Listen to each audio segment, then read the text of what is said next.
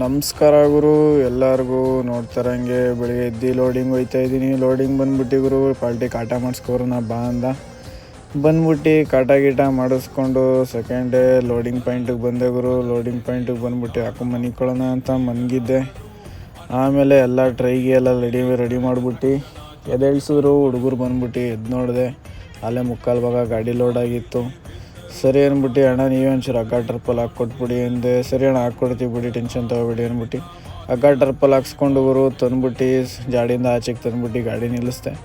ಅಲ್ಲಿಂದ ಗುರು ಬುಟ್ಟಿ ಬಂದೆ ಗುರು. ಡೈರೆಕ್ಟು ಬಂದಿದ್ದೆ ಬನ್ನಾರಿಗೆ ಬಂದು ಚೆಕ್ ಪೋಸ್ಟೆಲ್ಲ ಪಾಸ್ ಮಾಡಿಕೊಂಡು ಗುರು ಘಾಟಿಗೆ ಬಂದೆ.